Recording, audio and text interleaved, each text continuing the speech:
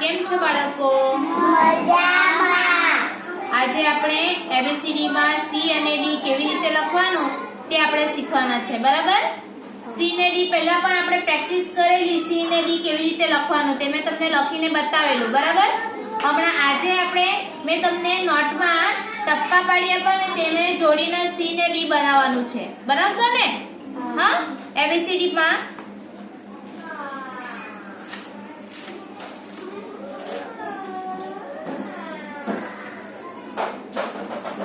જોતા રહેજો. આ સી, આ ઊભી લીટી પાડે ને અડધું ગોળ પણ એટલે ડી બની જાય.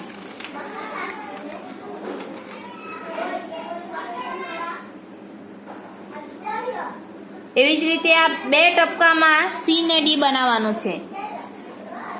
બધાએ સાથે બનાવવાનું છે. આ સી ને આ ડી,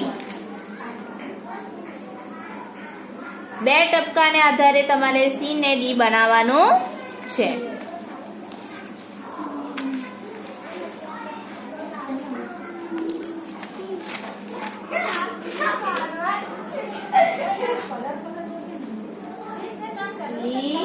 ડી આ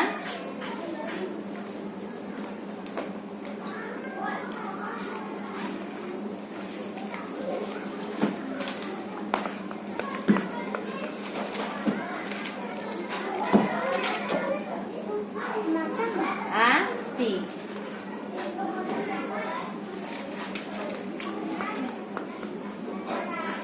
આ બે ટપકા જોડીને તમારે સી ને ડી બનાવવાનું.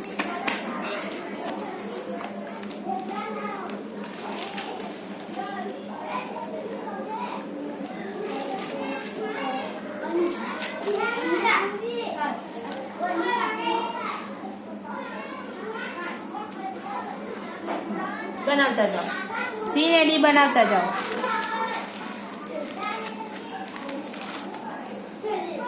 આ સી ડી.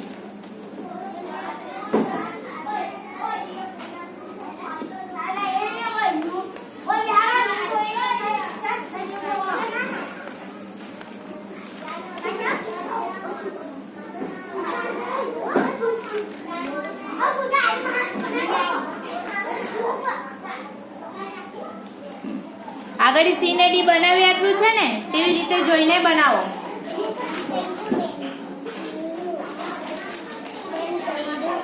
હા, સરસ, વેરી ગુડ. ચલો એક બાજુથી સી બનાવવાનું છે અને એક બાજુથી ડી બનાવવાનું છે.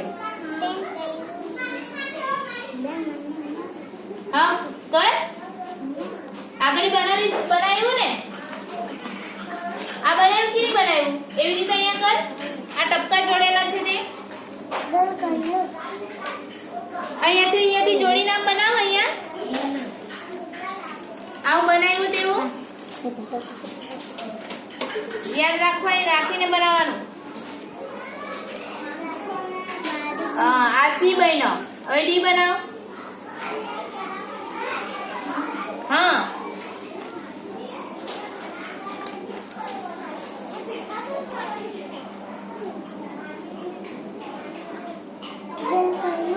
કર્યું તો બંને બાજુથી ડી જ બનાવ્યું. તો